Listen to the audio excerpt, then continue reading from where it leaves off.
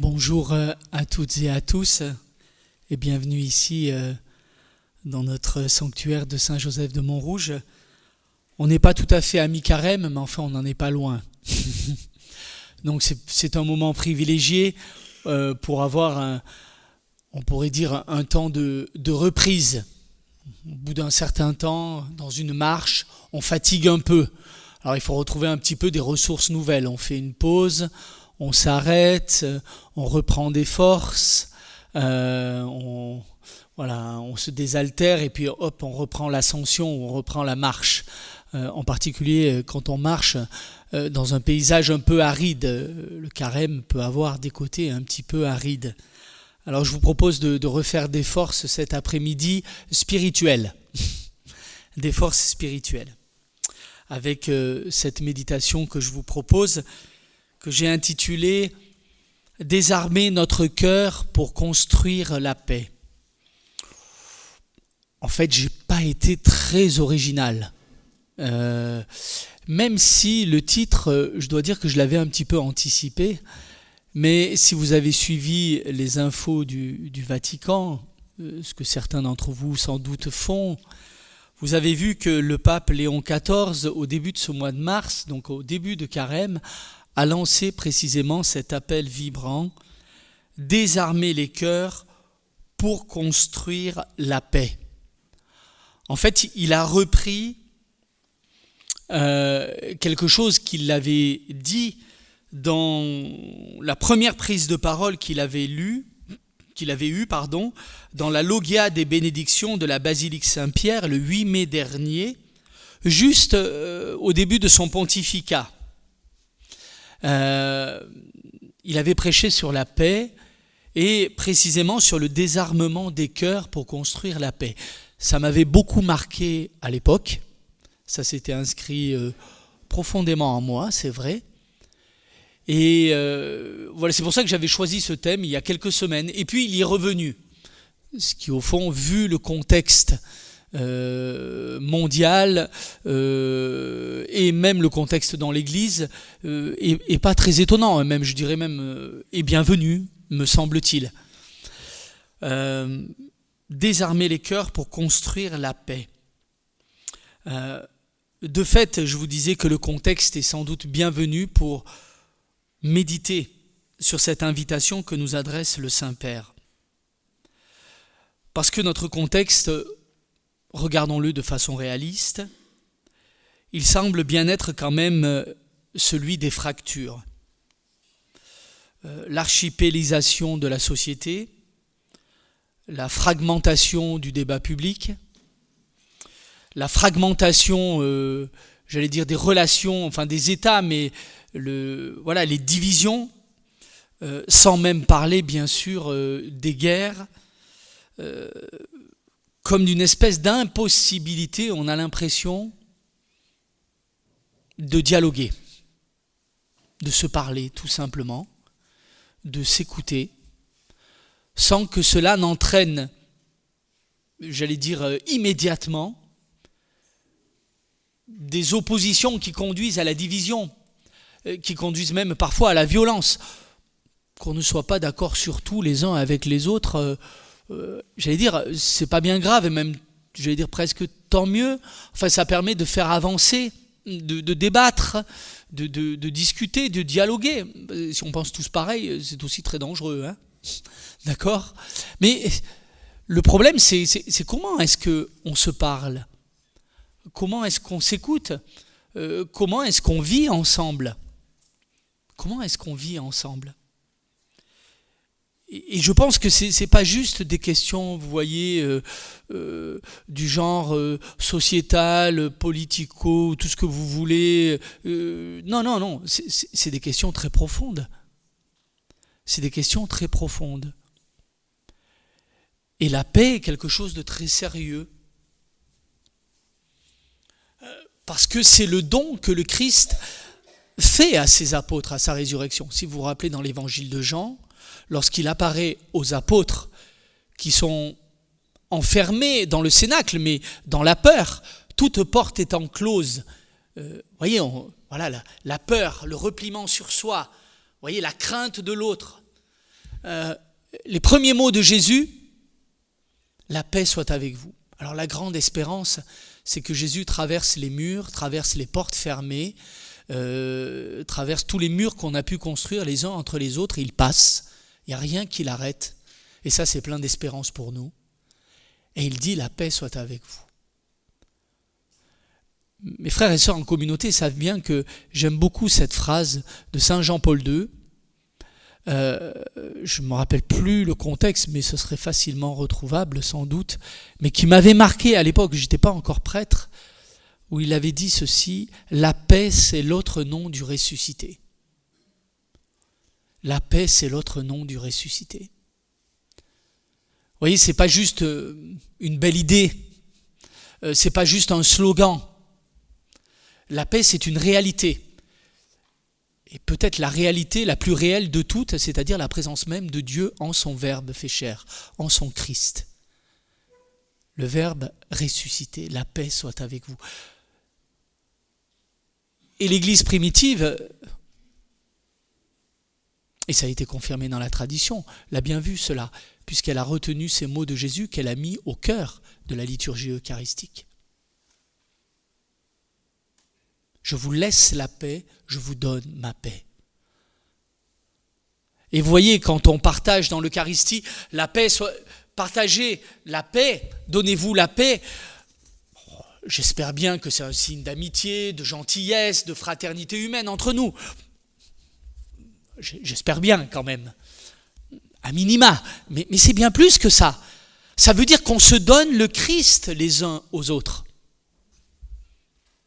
On se donne le Christ ressuscité, qui a donné sa vie par amour pour nous réconcilier les uns avec les autres, avec lui et avec Dieu aussi. On se donne le Christ. Ça dépasse hautement un simple geste de fraternité humaine, qui encore une fois est bien, c'est pas ça la question. Mais ça va beaucoup plus loin. Vous voyez, ça fait référence derrière au sacrement du frère, comme le disait Saint Jean Chrysostome, un père de l'Église du 4e, 5e siècle. On est tous le Christ pour les autres. Alors pas au sacrement au sens du sacrement, la présence réelle, mais il y a le Christ vit en nous de par notre baptême. Et se donner la paix, c'est donner le Christ qui vit en moi. Vous voyez, déjà ça, il y a de quoi s'arrêter quelques minutes quand même, voire quelques heures, pour prendre le temps de méditer cela. Et de ce que ça implique sur notre manière d'être chrétien, tout simplement, les uns avec les autres, notre manière d'être au monde, comme on dit, vous voyez, mais voilà, à l'intérieur de l'Église, déjà, mais au cœur du monde et de la société. Est-ce qu'on a conscience qu'être chrétien, comme disait Tertullien, un autre père de l'Église au IIe siècle, il disait « Christianus alter Christus », le chrétien est un autre Christ. Il le prenait au sérieux, hein. C'était pas juste une belle métaphore ou une vague analogie lointaine. Non, le chrétien est un autre Christ. Comme dit Paul dans la lettre aux Galates, ce n'est plus moi qui vis, c'est Christ qui vit en moi. Se donner le Christ. Ah oui. Et je me mets, vous savez, évidemment dedans, je me remets en question. Je dis, mais si tu avais conscience de cela de façon encore plus aiguë et plus constante, je pense que ça changerait ma vie, mais ça changerait la vie aussi de ceux qui sont autour de moi, hein, ça c'est sûr. Alors bon, on ne va pas se désespérer, se culpabiliser, ce n'est pas le but d'une méditation de carême. Alors, je dis on va reprendre des forces. Alors si je commence par nous accabler, ça ne va pas aller bien loin, évidemment. Alors on va se dire, vous allez tous ressortir comme ça en disant, ah ben non, si on n'avait déjà pas le moral bien haut, ben là, il est vraiment à ras de terre notre moral. Hein. Non, c'est le constat. Voilà, il faut être réaliste aussi. Hein. Il faut se dire, voilà, se convertir, ça part quand même du présupposé qu'il y a des choses à changer en nous. S'il n'y avait rien à changer en nous, alors, voilà. Et pour le souverain pontife, et il insiste beaucoup là-dessus dans ses discours là, qu'il a tenus récemment, il dit la paix commence par une transformation, une conversion intérieure de chacun. avant de vouloir faire la paix au milieu des autres, il faut déjà soi-même vivre en paix avec le bon Dieu, ce qui est déjà pas mal. Être en paix avec soi-même, c'est bien aussi. Et puis après, on va commencer à regarder autour.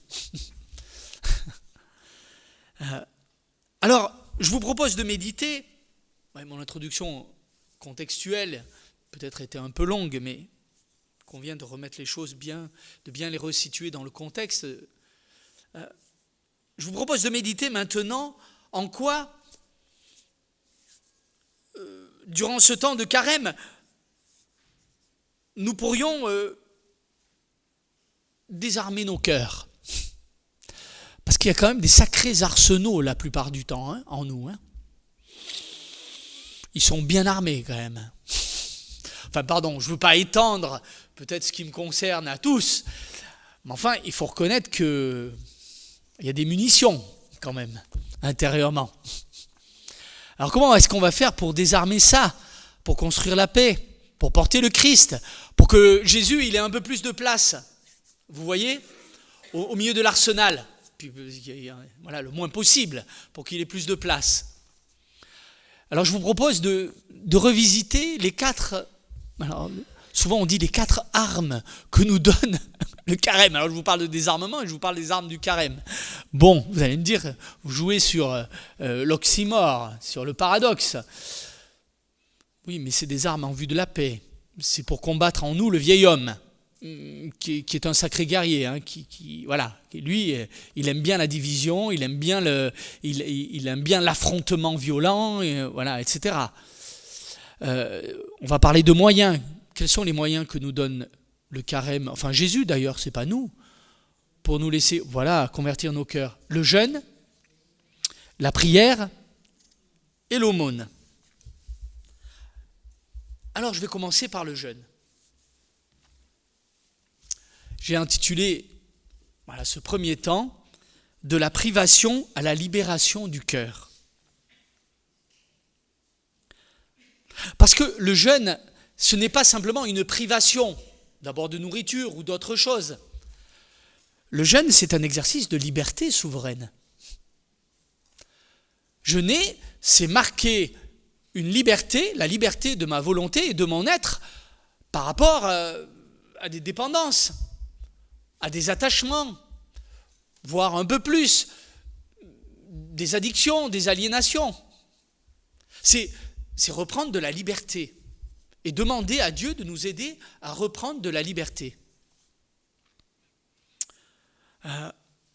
C'est affirmer que notre intériorité, notre esprit, notre âme spirituelle, elle n'est pas esclave de quoi que ce soit.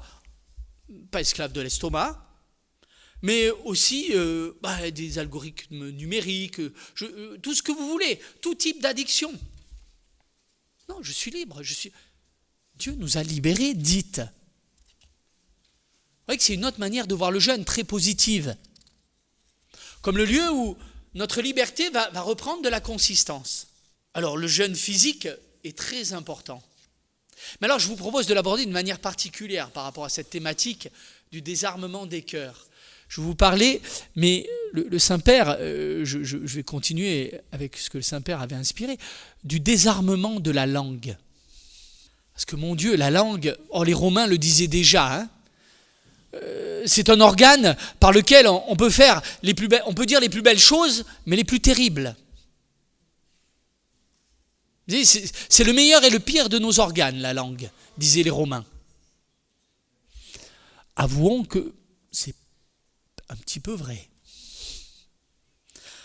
Alors le jeûne qui désarme la langue, parce que précisément d'ailleurs, il existe, et les pères du désert, et dans la vie monastique, on le sait bien, un lien mystérieux entre la discipline du corps et la maîtrise de la parole.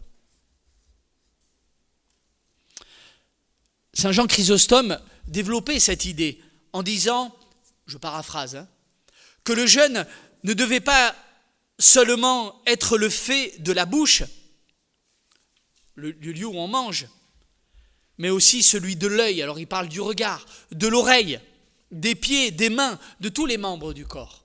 Je vous le disais, notre bouche est quand même... c'est une sacrée armurerie. Il y a de la réserve.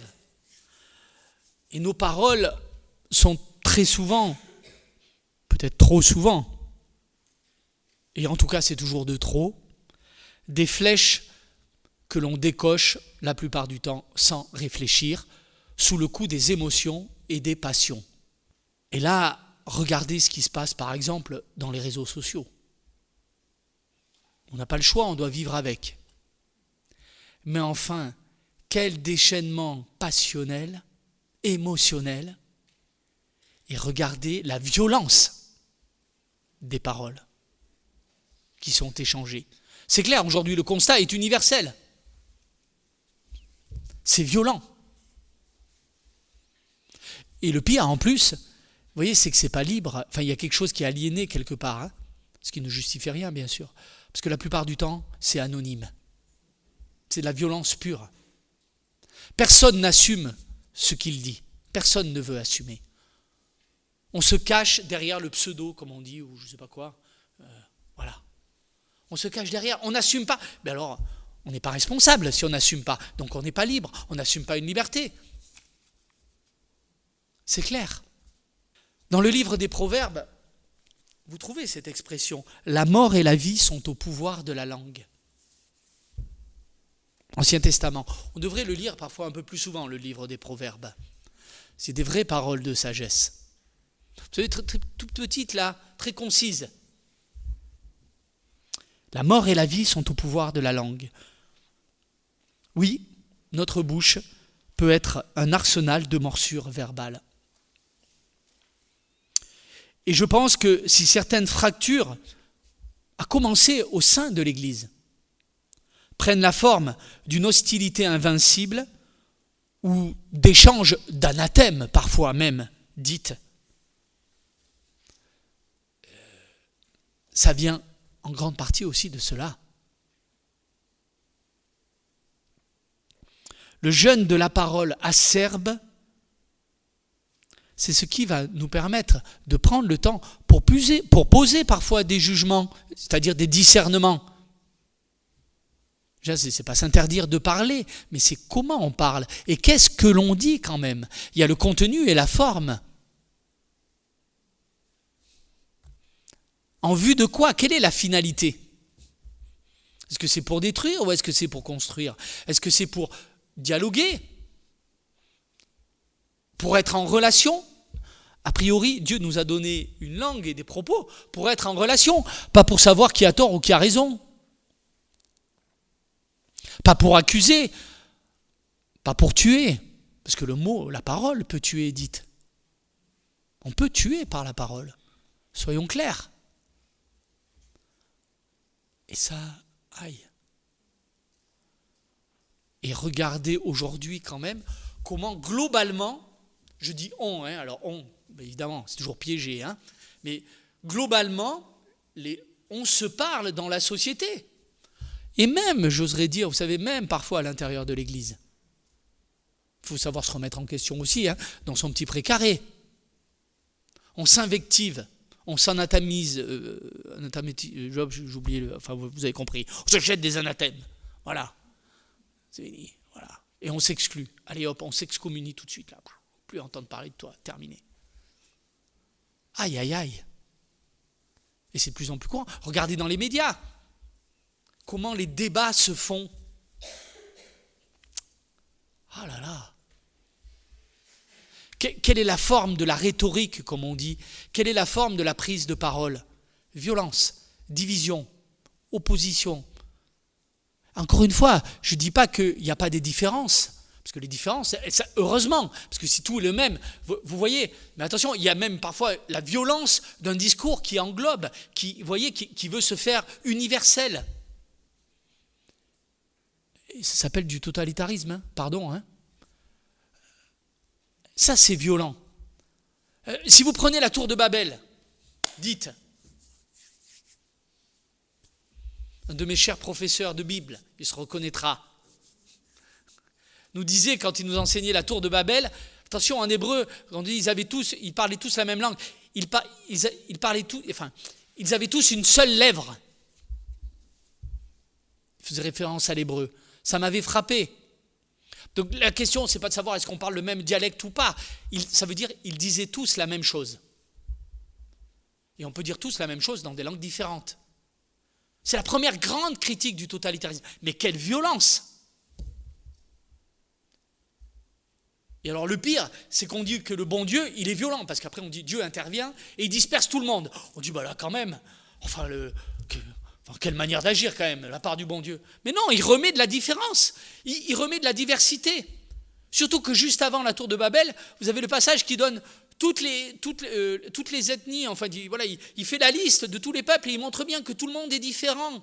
Dans le bassin méditerranéen, il y a de l'altérité, donc ça veut dire qu'il y a du jeu, il y a de la distance, on peut dialoguer, on peut se parler, pas forcément être d'accord sur tout ensemble, c'est pas ça la question.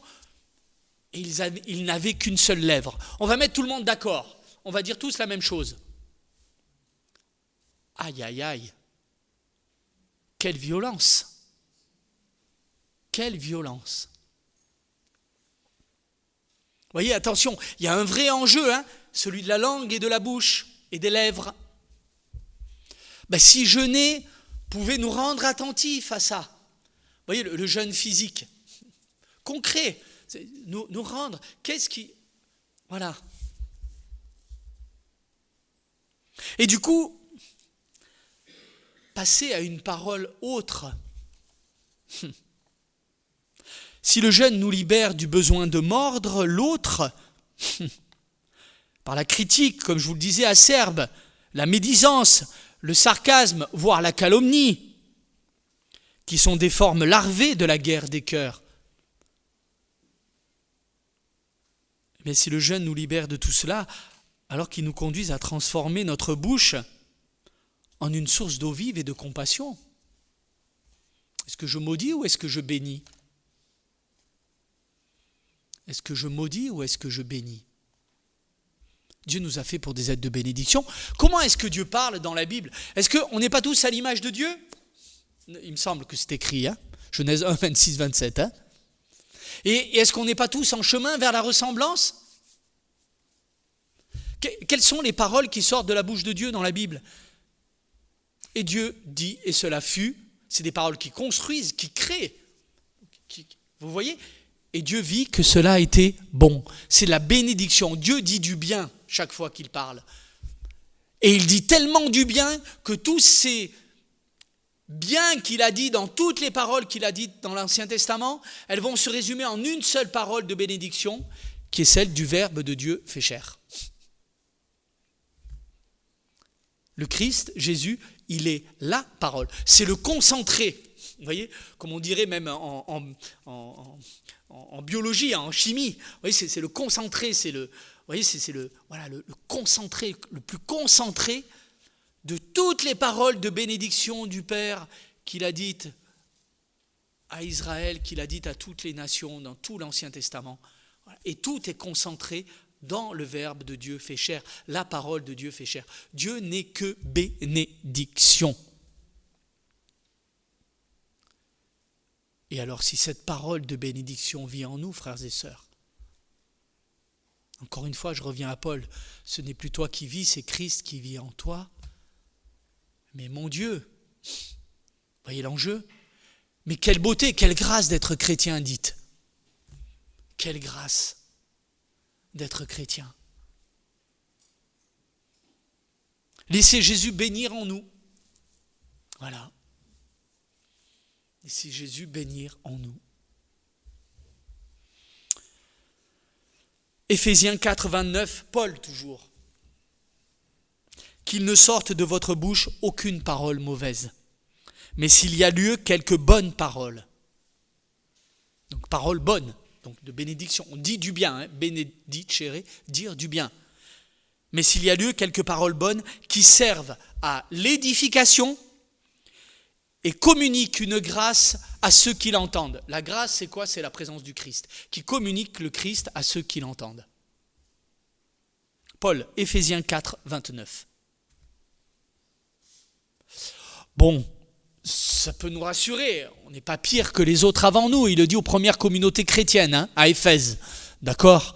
Donc on se dit, s'il l'a dit, c'est qu'ils avaient besoin de l'attendre en face de lui. Sinon, il ne l'aurait pas dit, il n'aurait pas eu besoin de le dire.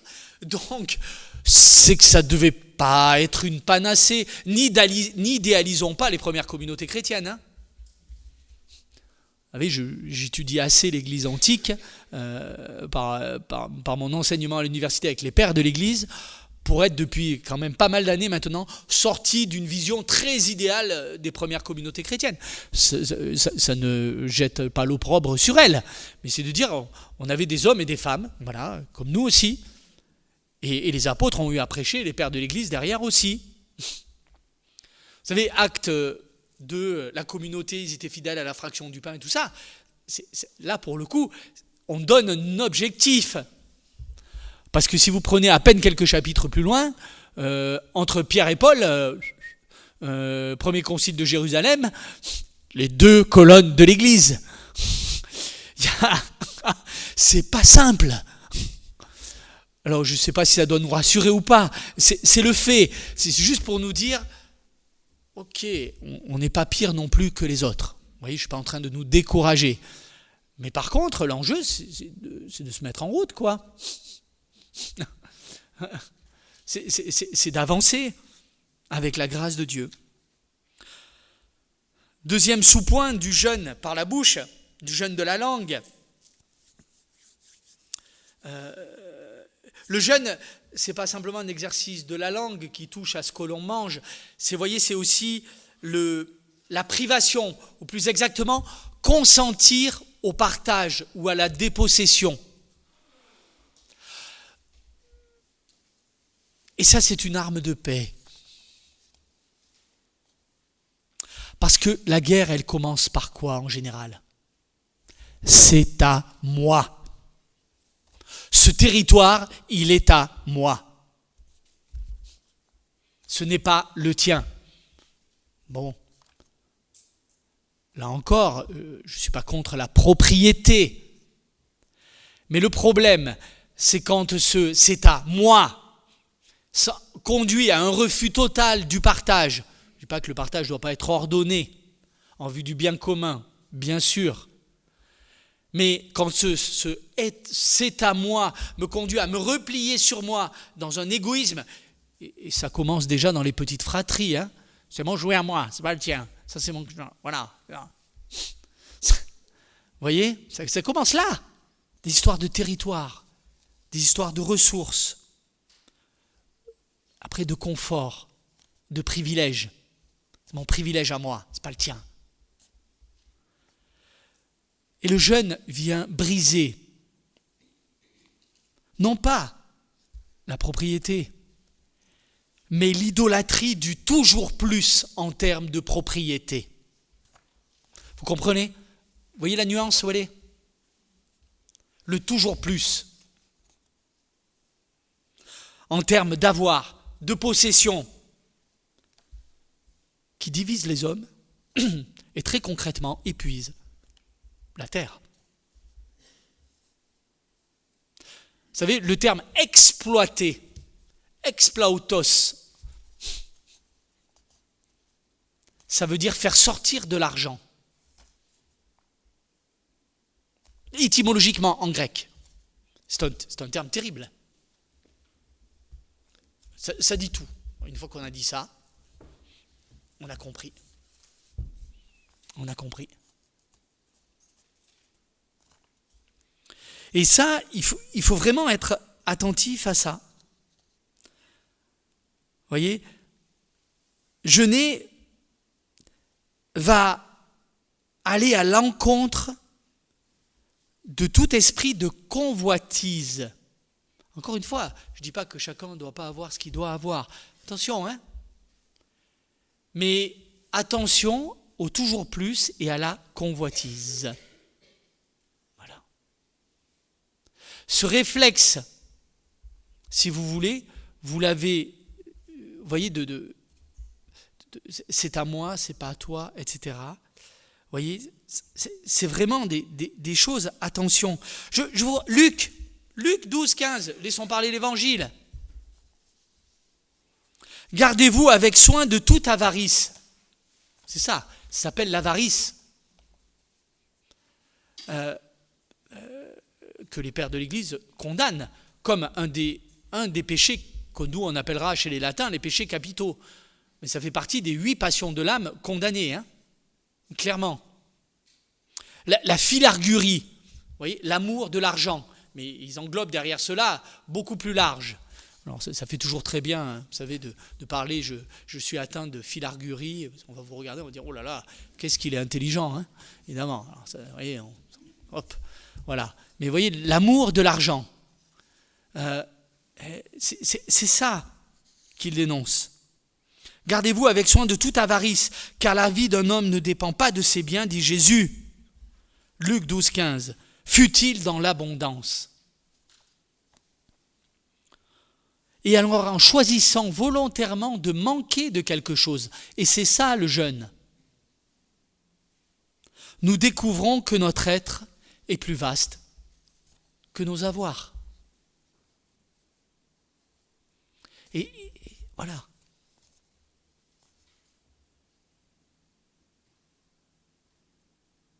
Le jeûne aussi, non seulement ne nous replie pas sur nos avoirs, mais certains sont légitimes, c'est pas ça la question, mais c'est le danger d'être replié sur eux. C'est pas le fait d'avoir son territoire, d'avoir sa nation, encore une fois, vous comprenez, je ne suis pas en train de vous prêcher la mondialisation, Vous faites pas, parce que là, il faut pas, attention à mon propos, mais c'est de se replier sur soi. Le jeûne nous rend aussi solidaires de ceux qui subissent des vulnérabilités. Ça, c'est la dimension du partage qui est essentielle dans la vie chrétienne, où il ne s'agit pas simplement de donner quelque chose à celui qui manque, mais d'essayer un petit peu de se mettre à la place de celui qui manque. Et ça, c'est pas si simple en fait. C'est pas si simple. Laisser en nous de l'espace pour que l'autre puisse exister. C'est ça. N'oublions pas que dans le dessein de Dieu s'inscrit le fait que nous sommes des êtres relationnels. Dieu nous a créés en vue de tous nous rassembler en lui. Dieu ne sauve qu'en rassemblant. Dieu ne sauve jamais individuellement. Il sauve personnellement, bien sûr, mais la personne est toujours un être relationnel. Ça, c'est pas moi qui le dis, c'est toute la Bible. C'est toute la Bible. Ça commence avec l'Égypte et ça suit. On parle des Hébreux. Et le peuple sera constitué tout au long des 40 années passées au désert avant l'entrée en terre promise, pour devenir les fils d'Israël. Dieu sauve en rassemblant. Ça, c'est très important de s'en rendre compte. Être chrétien, ça ne va pas sans appartenance à l'Église. Ça ne va pas sans appartenance à l'Église. Donc, déposer ce que nous recevons, vous voyez, pour conduire à la paix, sortir d'une rivalité, penser à l'attention, à la relation avec les autres, et cette dimension du partage qui s'oppose à l'accumulation. Restauration de la relation à travers le dialogue, laisser la parole blessante pour avoir des paroles de bénédiction. Alors, peut-être l'exercice, c'est précisément le jeûne de la parole. C'est pour ça que normalement dans les monastères, on ne parle pas trop, parce qu'on connaît trop bien les êtres humains. Bon, vous comprenez ce que je veux dire. On fait silence pour écouter Dieu. Oui, mais peut-être quand on parle trop, on glisse quand même souvent, quand on parle beaucoup. Quand on parle beaucoup, on risque de trop parler et on risque de dévier. Vous savez, les petits groupes, mais c'est des choses très simples que je vous dis. Je ne veux pas chercher midi à 14h. La vie, la conversion, vous savez, c'est le quotidien. Regardez, vous voyez, on discute entre amis, puis on commence. Puis, tiens, t'as vu un tel? Oui. Et qu'est-ce qu'on est en train de... Hop, tout de suite, on glisse vers la médisance. Enfin, tout de suite, pardon, je ne veux pas vous juger. Mais voilà, si j'en parle peut-être si bien, c'est que... Aïe, aïe, aïe. Ben oui. Vous voyez cette pente glissante là. Voilà, broup, on est vite parti. Voilà. Oh, ben au départ, on discute d'un tel ou d'une telle. Oh, voilà. Je ne suis pas sûr que, vous voyez, le royaume de Dieu, il commence dans les choses toutes simples. Je ne suis pas sûr qu'il se construise là. Bon, mais ça, c'est un bel exercice quand même. Être des paroles de bénédiction. Vous allez me dire, ça ne va pas être facile. Je suis d'accord avec vous. Surtout qu'en plus, quand vous avez des gens qui vous maudissent. Ça, évidemment. Voilà. Des fois, le Seigneur nous force un peu à l'exercice. Bon, force un peu. Voilà, il nous force un peu à l'exercice parfois. Que voulez-vous? Eh bien, bénissons. Voilà. Non, mais on va y arriver. Alors maintenant, je regarde la prière. La prière, je voudrais l'aborder. Oh, la prière, bénir, on est déjà dans l'ordre de la prière. Vous voyez, le jeûne de la langue. Voilà. Mais je voudrais l'aborder sous l'angle du regard.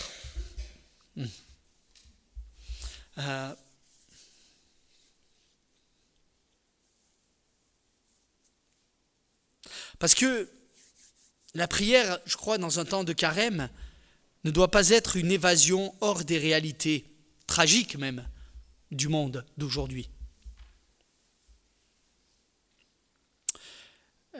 Au contraire, elle doit nous mettre devant les réalités, mais nous permettre de ne pas sombrer, soit dans la désespérance, soit dans la révolte ou la haine. Revenir à ce lieu intérieur de la prière, c'est-à-dire ce lieu intime de relation avec Dieu, c'est revenir à la vérité nue, là où les masques tombent. Quand on est vraiment devant Dieu, on est ce qu'on est. Mais qu'est-ce que c'est libérant ça, dites. La prière, elle nous place, oui, en vérité devant Dieu. Voilà. J'aime beaucoup cette phrase à Nathanaël, tu es un homme sans détour. Enfin, je ne sais plus, pardonnez-moi, j'ai plus. Mais vous voyez, voilà, il n'y a pas de détour en toi, tu n'es pas tordu. Et qu'est-ce qu'il est en train de. Je t'ai vu quand tu priais sous le figuier. Quand tu étais sous le figuier, qu'est-ce qu'il fait? Souvent on dit, il médite la parole de Dieu. Mais voilà, il est dans la vérité, voilà, sans détour, c'est pas tordu. La prière, elle nous ramène, voilà, dans ce qu'on est devant Dieu, et la vérité nous libère. Mais vous voyez, c'est une vérité qui est accompagnée d'un regard de tendresse, qui relève. C'est pas une vérité qui accuse, qui condamne, qui tue, évidemment, c'est pas la vérité de Dieu. Vous voyez? Parce qu'elle vient de la bouche de Dieu, qui est d'abord miséricorde.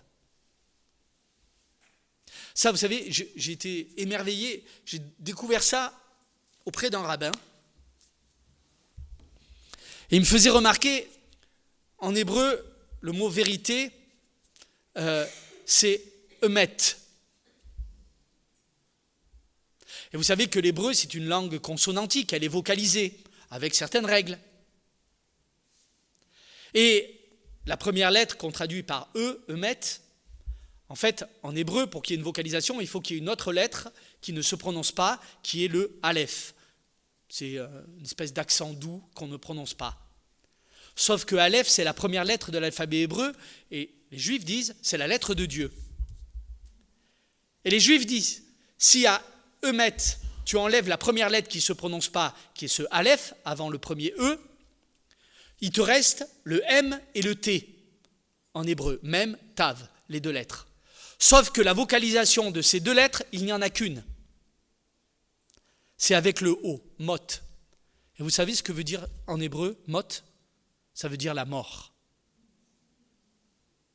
Et ce rabbin me disait, vous allez me dire c'est son interprétation, mais pour moi elle était très intéressante. Il me dit, tu vois, il me dit, si à la vérité, tu enlèves celui qui la prononce, c'est-à-dire Dieu, le Aleph, cette vérité, elle tue. Elle conduit à la mort. Alors, vous savez, j'ai laissé résonner ça. La vérité ne porte la vie dans la Bible que si elle est rattachée à celui qui de toute éternité la prononce, c'est-à-dire Dieu. Parce que la vérité de Dieu, elle ne conduit pas à la mort, elle conduit précisément à la vie. Dieu ne veut jamais la mort du pécheur, d'ailleurs, ça nous est rappelé fortement, mais qu'il vive. Ce qui ne veut pas dire qu'elle ne fait pas la vérité sur le péché, sur les fautes, sur les erreurs, mais elle conduit à la vie. Voilà devant quelle vérité nous remet la prière. Et il est important, vous voyez, d'y aller sans crainte du coup. On n'a pas à avoir peur de Dieu. Parce qu'on sait que cette vérité, elle vient de lui. Donc elle n'est pas là pour nous écraser, elle n'est pas là pour nous tuer. Au contraire, elle est là pour nous redonner vie. Donc ça, c'est une première invitation. Vous voyez, sortir de la logique de l'ennemi, la prière. Mais déjà, Dieu est mon ennemi, parce que si j'ai peur de Dieu, ça veut dire qu'il est mon ennemi. Mais non, Dieu est mon ami. Ce qui ne veut pas dire qu'il va bénir ce qui est mauvais dans ma vie, encore une fois. Mais il distingue bien entre ma personne, ses actes et ses paroles. Et il m'invite à être... Voilà. Et ça, vous comprenez que, pareil, c'est des choses que nous avons sans aucun doute à intégrer, nous aussi. Sortir de ce rapport, vous voyez, de logique d'ennemi, déjà, nous, avec Dieu. Après, j'allais dire, sortir de cette logique, et ça vient du cœur, de ce lieu du cœur intime auquel me ramène la prière. De la logique de l'ennemi, déjà, entre nous chrétiens, dites. Combien de murs dressés au nom des sensibilités. Aïe, aïe, aïe.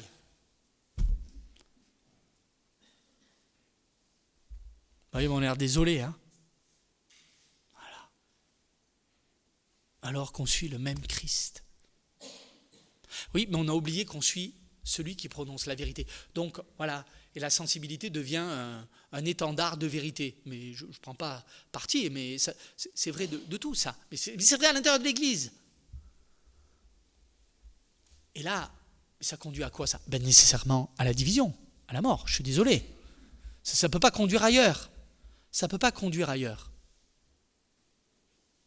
Ce qui ne veut pas dire qu'il faut qu'il y ait qu'une chose, encore une fois, je dis, et j'y reviendrai, je finirai là-dessus, le présupposé de l'unité, c'est qu'il y ait de la diversité.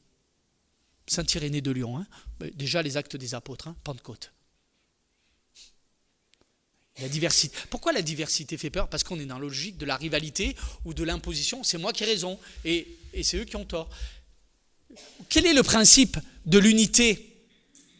Qui est le fruit de la paix, c'est le Christ. Si vous détachez du Christ, de la foi en Christ et de l'adhésion au Christ, c'est fini. C'est fini, on n'adhère qu'à soi, qu'à ses idées. Mais là, c'est terminé. C'est fini. La division, elle est là. Quand même, Jésus, il a des paroles fortes. Enfin, je pense que ça vous... Quand vous lisez cette phrase, je ne sais pas vous, mais enfin moi... ça me bouscule toujours. Aimez vos ennemis. Ah oui, non, il le dit, Jésus, hein. Faites du bien, bénissez ceux qui vous maudissent. Oula, Seigneur, il ne s'arrête pas là. Faites du bien à ceux qui vous persécutent. Là, vous avez là, et puis là, ça commence à se charger dans la gorge. Hein. Vous voyez, faites du bien à ceux qui vous persécutent. Enfin, à ceux qui vous haïssent. Enfin, c'est presque pareil, hein, en général. Matthieu 5, 44. Voilà, Matthieu 5. Je vous donne, enfin, vous connaissez ces paroles, ça. Voilà. Bon, en général, on passe assez vite là-dessus. Vous voyez, on le lit, puis on va, il y a des paroles un peu plus agréables à entendre de la part du Seigneur. Je dis, voilà. Puis on oublie aussi qu'il dit, mais si vous aimez ceux qui vous aiment, qu'est-ce que vous faites de plus que les païens ?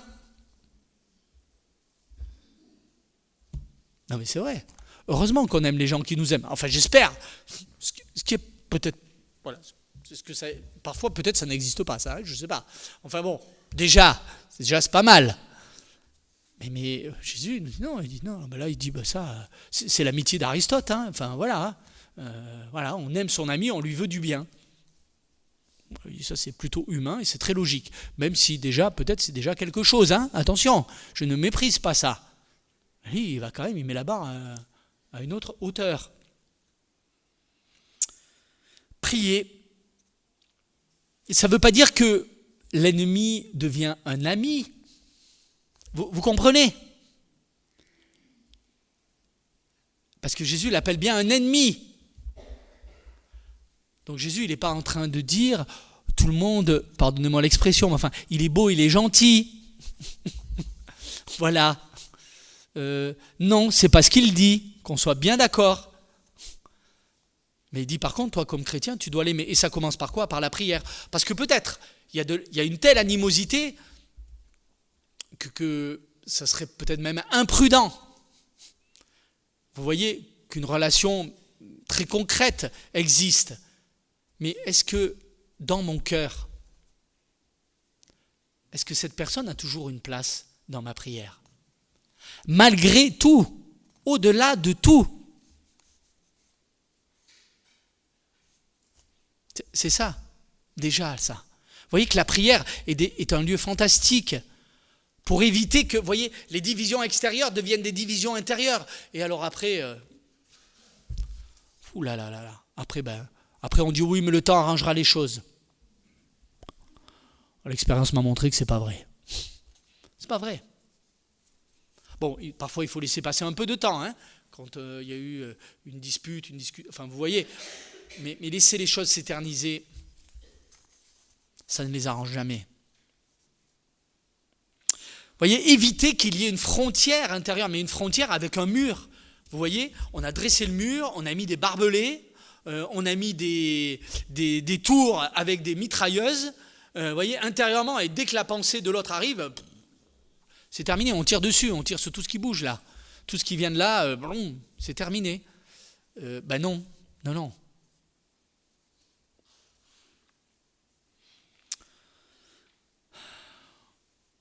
Vous connaissez cette phrase de Solzhenitsyn, sans doute, enfin cette idée. Il disait que la ligne de démarcation entre le bien et le mal n'est pas celle qui sépare les États, les classes sociales, les partis politiques. Il disait c'est celle qui traverse le cœur de chaque homme.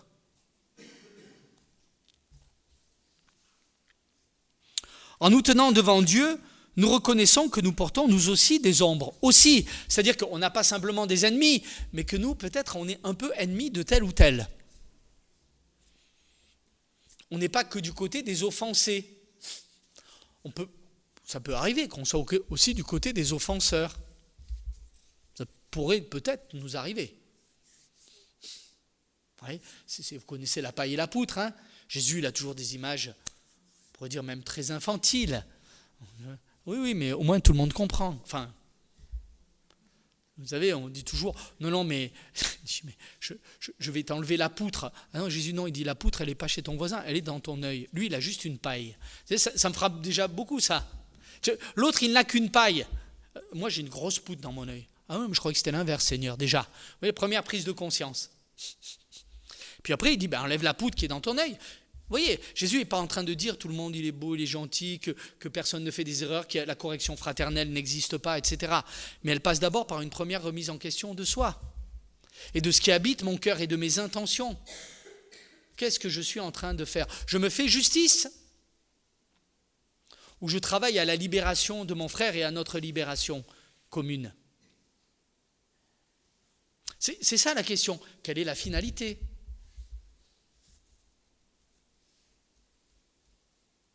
Oui, nous reconnaissons en nous tenant devant Dieu dans la prière que nous avons des parts d'ombre.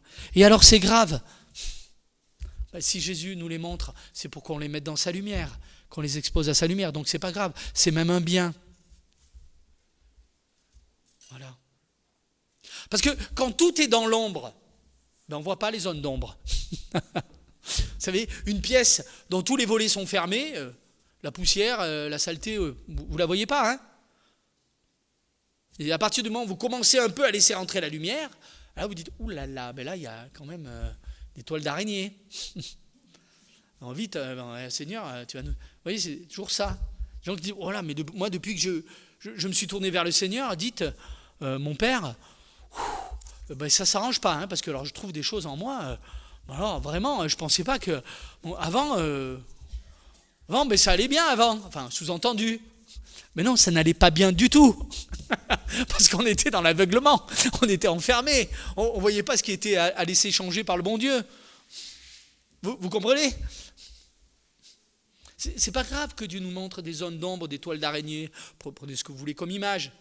C'est au contraire pour nous libérer, pour nous dire, ben alors, allez, expose-les à ma lumière, donne-les-moi, apporte-les-moi, je vais t'en libérer.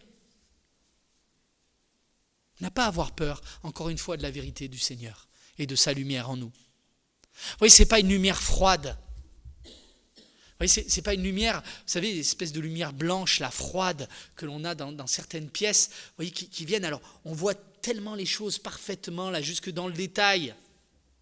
Vous voyez, et puis tellement bien cette poussière que du coup, on ne voit plus que ça. Attention, ça, c'est pas la lumière du Seigneur. C'est la lumière qui réduit quelqu'un à sa toile d'araignée, si vous voulez. Vous voyez ? À sa poussière, à son péché. Ça ne vient pas du bon Dieu. C'est pas le regard du Christ, ça. C'est le regard du démon. Attention, hein, j'aime bien dire, il s'appelle Lucifer. Hein. Et la lucidité, il y a une bonne lucidité, mais il y a une mauvaise lucidité. Hein. Vous voyez, voilà, on connaît, c'est quand on commence à dire sur quelqu'un, non mais je te connais.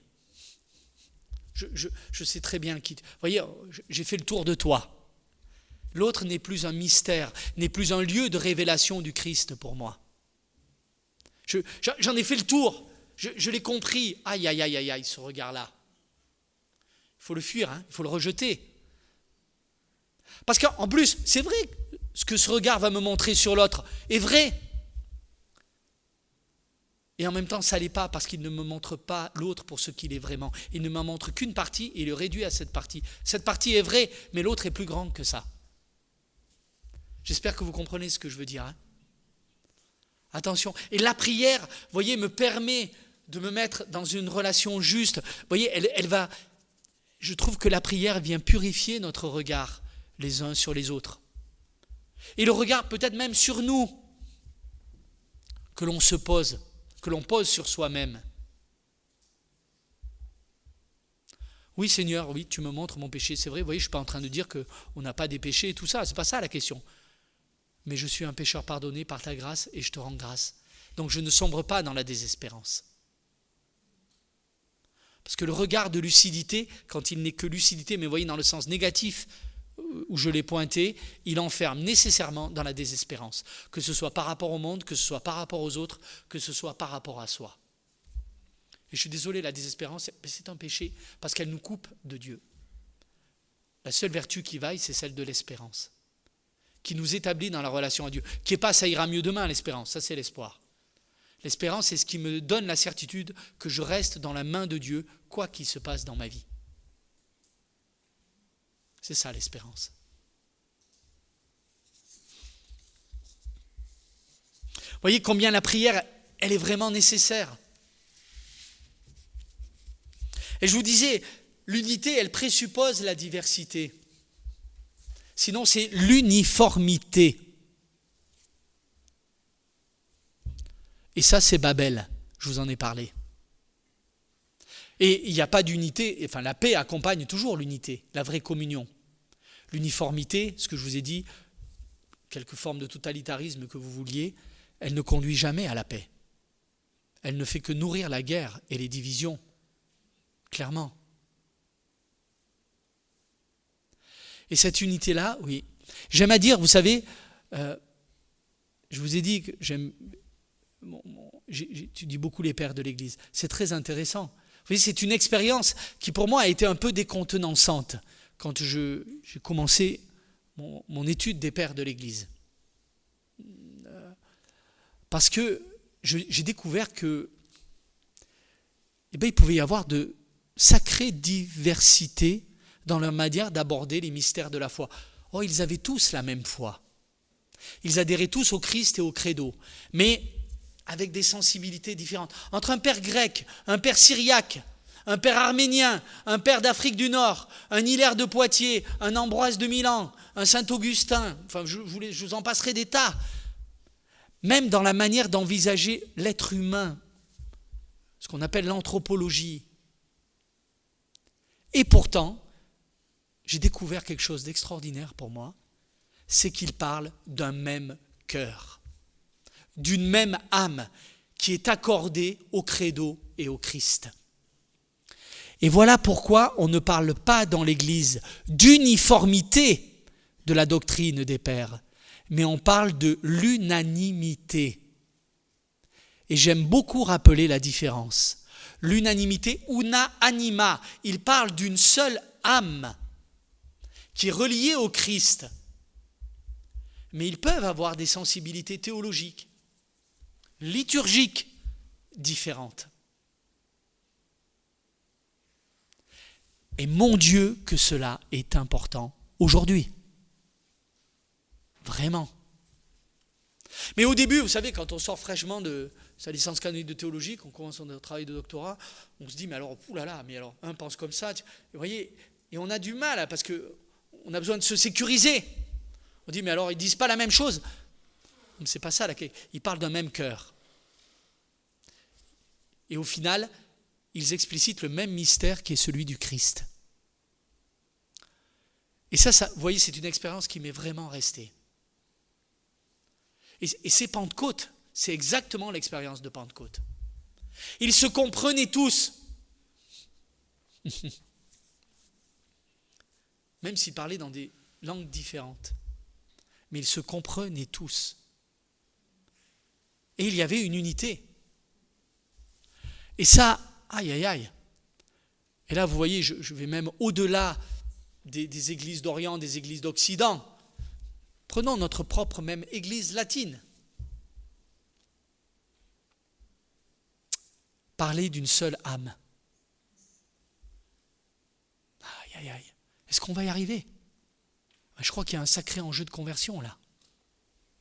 Il y a un vrai enjeu de conversion. Mais je pense que les pères nous y conduisent.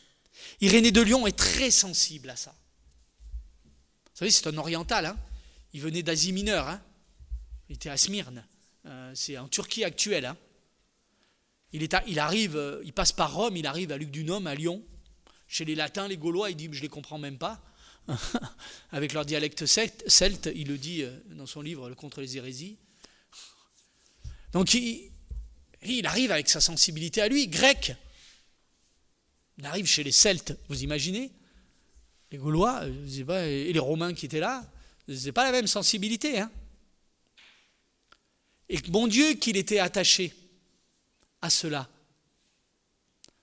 à l'unité dans la diversité. Et d'ailleurs, le Saint-Père, mais c'était au départ l'idée du cardinal Barbarin, quand il a lancé la cause du doctorat d'Irénée, c'est d'en faire le docteur de l'unité. C'est pas pour rien. C'est pas pour rien. Parler en symphonie. Vous voyez ? Prier en symphonie. Symphonia. Vous voyez ? Le sonner ensemble. Le phoné, vous voyez ? Microphone. D'accord ? Sun ensemble. Parler ensemble d'une même voix. C'est la symphonie de Pentecôte. Une belle symphonie dans un orchestre. Il y a des partitions différentes, hein, parce qu'il y a des instruments différents. Non ? Le violon ne joue pas la partition de la flûte ne joue pas la partition du hautbois. Et pourtant, ensemble, ça sonne bien. Si chacun joue bien sa partition. Joue bien, alors il y a une ligne mélodique. Pas spécialement musicien, il y en a ici qui sont plus férus que moi en musique, hein, mais enfin quand même. Mais la ligne mélodique, c'est laquelle ? C'est celle de l'histoire du salut. Et la note sur laquelle on doit s'accorder, moi j'aime à dire, c'est le Christ. Et la ligne mélodique, c'est celle de l'histoire du salut qui se déploie dans l'histoire. C'est-à-dire l'unique dessein de Dieu de sauver les hommes. C'est ça l'harmonique fondamentale de toutes les partitions, la ligne mélodique. Et chacune après le déploie à sa manière. Je file une métaphore qu'Irénée fit lui-même dans l'Adversus Héréses. La métaphore musicale. Il a dû faire de la musique, hein, mais vous savez que ça faisait partie des arts que certains étudiaient dans l'Antiquité, la musique. Je pense qu'il avait vraiment une oreille très musicale. Parce qu'il parle de la symphonie du salut, précisément. Il utilise l'expression. Il utilise l'expression en grec, clairement. Parce que sinon, il dit, ça fait quoi si on n'est pas accordé à cette ligne mélodique? C'est-à-dire que si notre agir de chrétien ne s'inscrit pas dans l'histoire du salut, c'est-à-dire dans le dessein de Dieu de sauver les hommes, c'est-à-dire de collaborer au dessein de Dieu de sauver les hommes. Donc si on est en marge de ça, ça aboutit à quoi? Tout simplement à une cacophonie. En grec, ça veut dire ce qui sonne, ce qui résonne mal. Ce qui résonne mal.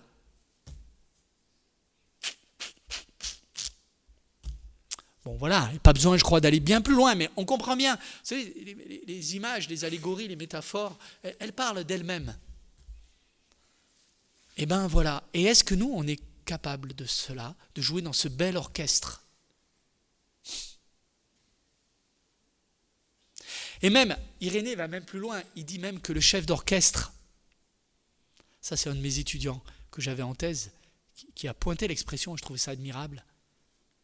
Vous savez qui c'est? C'est l'Esprit Saint.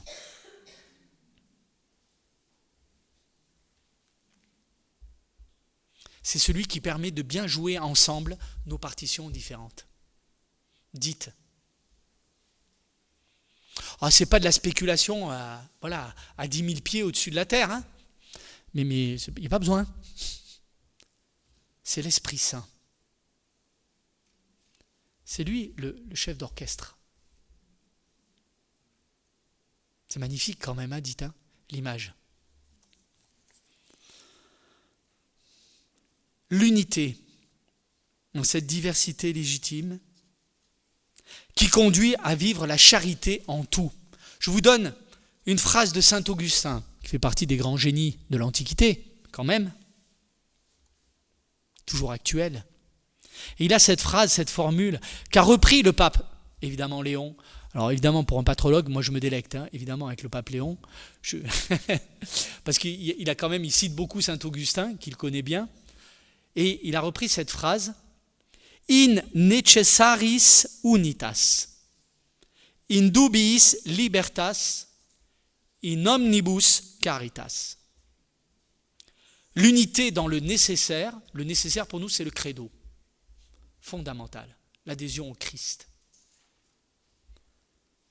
La liberté dans le doute, ne pas être asservi au doute. La charité en tout. Magnifique.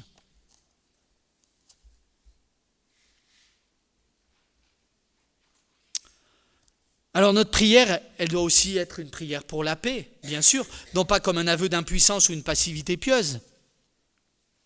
Mais là encore, saint Paul, première lettre à Timothée 2:1-2. J'exhorte donc avant toute chose à faire des prières, des supplications, des requêtes, des actions de grâce pour tous les hommes, pour les rois et pour tous ceux qui sont élevés en dignité, afin quoi? Afin que nous menions une vie paisible et tranquille. Bon, on voit bien l'utilité de tout ça, hein, clairement. Porter devant le trône de Dieu sans cesse toutes les zones de conflit, les dirigeants obstinés et les peuples meurtris. Vous voyez, on peut se dire en tant que chrétien, mais ça nous dépasse tout ça, qu'est-ce qu'on peut faire? Attention, ne sous-estimons pas la force de la prière. On ne pourra jamais, ne sous-estimons pas, jamais la force de la prière. On ne sait pas, peut-être on n'en verra pas mais non. Jamais, un chrétien ne doit jamais sous-estimer la grâce et la force de la prière. Paul, déjà à son époque, dites, c'est quand même pas, je sais bien qu'il y a la Pax Romana. Oui, enfin, encore une fois, la Pax Romana, quand même on mate quand même très sévèrement les révoltes. Enfin, c'est pas si simple que ça de garder les limes de l'Empire, hein, les frontières de l'Empire. Je parle juste pour l'Empire romain, hein. D'accord? C'est pas, les conflits, il y en a. À l'intérieur même, pour la gouvernance. voyez que la durée de vie d'un empereur dans l'Antiquité, c'est pas beaucoup. Oui, c'est des mandats très courts et en général, voilà, ça peut durer un peu chez certains, mais voilà, en général, quand c'est court, c'est court. Ça dure pas très longtemps. Bon, mais Paul exhorte à la prière, donc soyons dans l'obéissance à la parole de Dieu, dites. Et ayons confiance. Visez la paix de Dieu au-delà de la victoire des hommes. Est-ce que ma prière est une demande de victoire pour mon propre camp ? Est-ce que je ne cherche pas parfois à ce que Dieu gagne ma guerre ?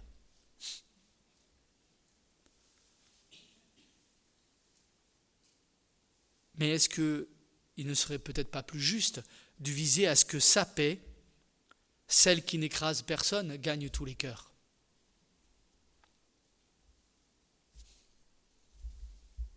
Voyez ?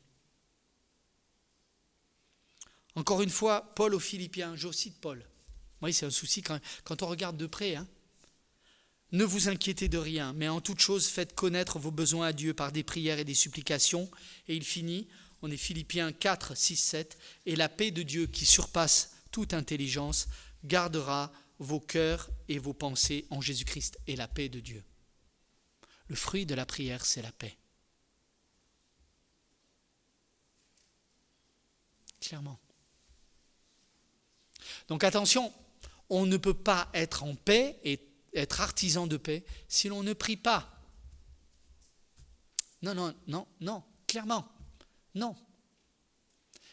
Et prier, de se laisser, parce qu'on peut, il y a une manière de prier bien sûr, en se laissant habiter par la paix de Dieu. Je finis avec l'aumône. Le désarmement des mains. Il y a eu le désarmement de la langue, le désarmement du cœur et le désarmement des mains. La prière, je pourrais continuer encore, mais c'est celle qui nous permet aussi de nourrir des pensées de paix, de bénédiction. Enfin, c'est la garde des pensées, c'est la nepsis des pères du désert, c'est la garde du cœur, c'est le souvenir de la parole de Dieu. C'est prendre le temps de méditer la parole de Dieu. Médite, c'est important. Les versets devraient habiter nos mémoires et notre intériorité. De sorte que quand nous viendrait une pensée négative, à quoi chacun d'entre nous peut être soumis, tout de suite on puisse contrecarrer par un verset de la parole de Dieu, qui la chasse de nos cœurs et qui vient, voyez, établir la paix du Seigneur. Jean Chrysostome, que je vous citais, il a de très beaux passages sur la Lectio Divina, la lecture priante de la parole de Dieu. Et il s'adresse à des laïcs quand il leur prêche, il leur fait une homélie. Il n'avait pas la langue dans sa poche, Jean Chrysostome. Comme j'aime à le rappeler, ça lui a valu quelques exils, parce que l'impératrice en face, elle n'aimait pas trop sa liberté de parole, évidemment. Donc, quand il devenait un peu trop gênant, on l'envoyait en exil, puis après on permettait qu'il revienne, et puis hop, ça repartait. Vous voyez, c'était pas très tranquille non plus à l'époque. Voilà. Et alors il dit ceci, il dit à des laïcs, il dit, mais écoutez, vous croyez que la méditation de la parole de Dieu, sous-entendu la Lectio Divina, c'est pour les moines. Vous avez bien raison, mais ce n'est pas que, vous en avez encore plus besoin qu'eux, parce que vous combattez dans la plaine, dans le monde. Donc tous les jours, il leur dit, tous les jours, en substance, je paraphrase, mais ouvrez votre Bible, méditez-la, priez-la. Vous en avez besoin, beaucoup plus que les moines. Bon, pas dire qu'on est au-dessus, c'est pas parce qu'on est meilleur, peut-être qu'on est peut-être un peu privilégié. Quoique aujourd'hui, je suis plus sûr, vraiment. C'était peut-être vrai au 4e ou au 5e siècle. Aujourd'hui, bon, après c'est le style rhétorique de Jean Chrysostome, il est un peu dans la provocation, vous voyez, et voilà. Bon voilà, la prière, vous voyez, on pourrait encore développer amplement, mais j'attire votre attention là-dessus. Désarmer notre cœur, en laissant habiter notre cœur être rempli des pensées de Dieu, qui commence par sa parole. Enfin, l'aumône. Vous voyez, désarmer les mains. Ça, c'est très important. Si le jeûne vide le cœur de l'égoïsme, si la prière remplit le cœur de la présence de Dieu, l'aumône, c'est le débordement de cet amour au-delà de nous, dans l'Église et dans la cité. Et pour Jean Chrysostome, toujours lui, attention, il va même très loin. Il dit l'aumône, c'est pas une simple générosité ou un surplus de bonté. Il dit l'aumône, c'est une restitution juste. En substance, il est en train de dire que, d'une certaine manière, tout est à nous, mais rien n'est à nous. Parce que tout ce que nous avons, au final, nous est confié par Dieu. Alors attention, parce que c'est en théologie politique, on va dire que ça va contre la propriété privée et tout ça. Je ne suis pas en doctrine sociale de l'Église, mais c'est intéressant ce concept-là. Chrysostome, en tout cas, il fait partie de ceux qui insistent pour dire, au fond, tout ce que nous avons, tout nous est confié par Dieu. Et donc, qu'est-ce que nous en faisons ? Vous savez, c'est quand même un peu ce qui est à la base de la vie monastique. Où on dit en fait, tout est à nous, mais rien ne nous appartient en propre. Mais en même temps, la communauté, nous permet de vivre. Mais au final, je ne devrais rien avoir en proprement. Sauf permission particulière pour tel ou tel ministère, mission. Vous voyez ? Mais ça, on sent bien là. Alors, ça ne veut pas dire non plus qu'on tombe dans un collectivisme. Vous voyez, évidemment. Surtout quand on est à l'intérieur de la société. Mais ce sens du partage, de se dire, mais en fait, c'est stricte justice que de partager. Vous voyez, c'est pas, j'ai pas à en tirer de l'orgueil. Non, qu'est-ce que je suis ? Personne ne fait ça, évidemment. J'ai fait mon aumône, j'ai donné quelque chose. Vous voyez ? Mais non, j'ai fait juste ce qui est juste de faire. J'ai partagé ce que Dieu me confiait pour le bien de tous. En espérant que d'autres fassent de même avec moi, bien sûr. Mais n'empêche. Si quelqu'un possède des biens du monde et que voyant son frère dans le besoin, il lui ferme ses entrailles, la miséricorde, comment l'amour de Dieu demeure-t-il en lui ? Première lettre de Jean. Comment l'amour de Dieu demeure-t-il en lui ?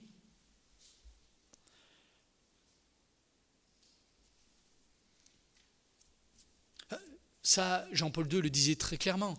Il disait, vous savez, lutter contre les guerres, c'est pas prêcher un espèce de pacifisme gentillet comme ça. Bien sûr qu'on peut le faire, c'est pas ça la question. Mais il disait d'abord, c'est une juste répartition des ressources. Et ça, on le sait bien, que sur la terre, si les ressources étaient partagées de façon équitable, je ne dis pas de façon égale, mais équitable, mais personne n'aurait besoin de revendiquer quoi que ce soit. On a largement... Attention, détrompons-nous quand on dit qu'on est trop nombreux et qu'il n'y a pas assez de ressources sur la terre, etc. C'est pas vrai. C'est juste une question de répartition. C'est juste ça. En substance, on est dans la doctrine sociale de l'Église, là. Et ça supprime le terreau de la violence, le sentiment d'injustice. Là où, vous voyez... le manque, ou vous voyez, une forme d'injustice, d'inégalité, mais dans le sens d'injustice, vrai, humilie, c'est le terreau de la violence. Et là, le carême est vraiment le moment, un moment d'apprentissage pour nous, de réapprentissage, sans cesse à renouveler, de savoir donner, partager de nos biens, de nos conseils, vous voyez, ça va jusqu'à de notre temps. C'est faire l'aumône de son temps.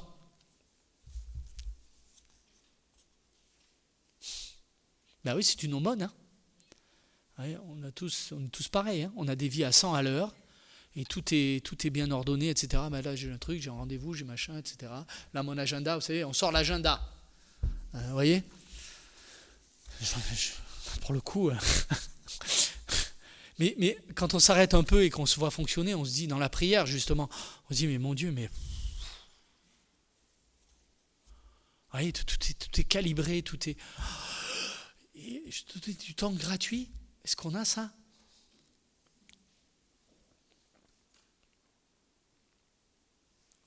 Et je pense que ça, c'est une forme d'aumône. À nous faire les uns aux autres.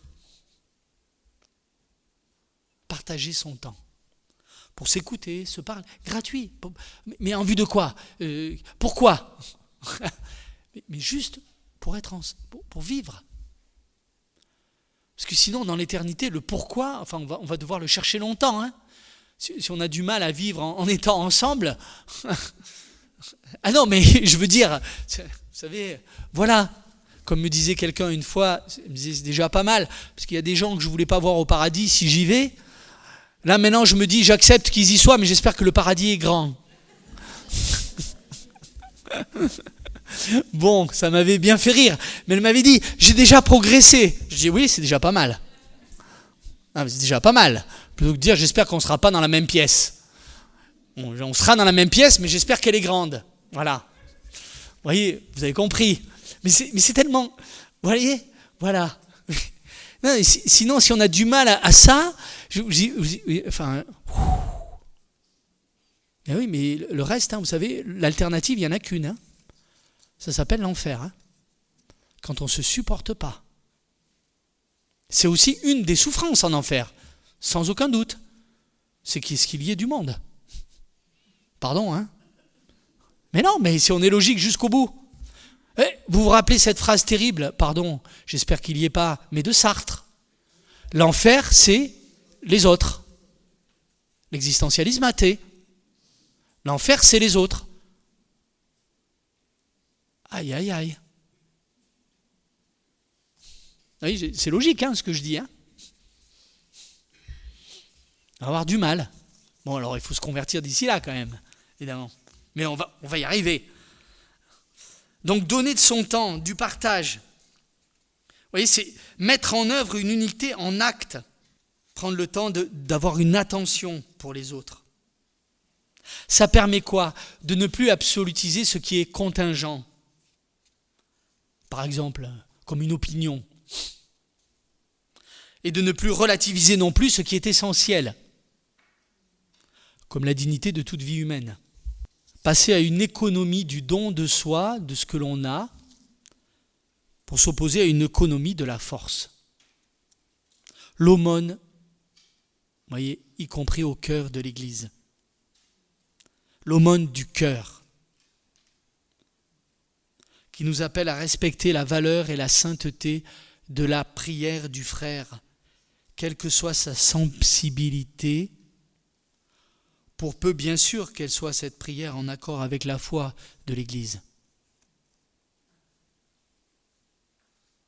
C'est l'aumône du cœur, ça, dans l'Église. Alors je conclus, j'ai déjà sûrement été trop long. Bah oui, beaucoup plus que ce que j'avais prévu. Vous me pardonnerez.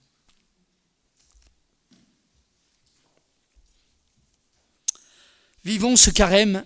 Oui, je me disais, voyez, en écrivant ces quelques réflexions, oui, comme un entraînement intensif au désarmement de la langue, du cœur et des mains.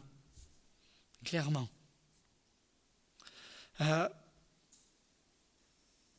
Demandons au Seigneur sa grâce durant ces jours et demandons-lui aussi de pouvoir collaborer avec elle pour désarmer notre bouche par le jeûne pour ne plus blesser, désarmer notre cœur pour ne plus nourrir des pensées de division, de haine, de vengeance, de rancœur, pour désarmer notre regard, pour voir en l'autre un frère, une sœur, pour voir aussi la diversité comme une richesse et non plus comme une menace, pour désarmer aussi nos mains, comme je vous le disais, par l'aumône, pour travailler à une véritable justice, nous ouvrir au don et à la charité. Alors oui, nous ne ferons pas seulement de notre jeûne, de notre prière et de notre aumône quadragésimale une belle démarche religieuse, mais nous deviendrons peut-être un peu plus des artisans de paix, en nous rappelant bien sûr que l'unité qui accompagne la paix n'est pas d'abord un idéal, mais qu'elle est d'abord et avant tout un don de Dieu, tout en étant aussi un devoir que Dieu nous confie par le Christ. Je vous laisse la paix à faire, mais pour que vous puissiez la faire, je vous donne la Amen.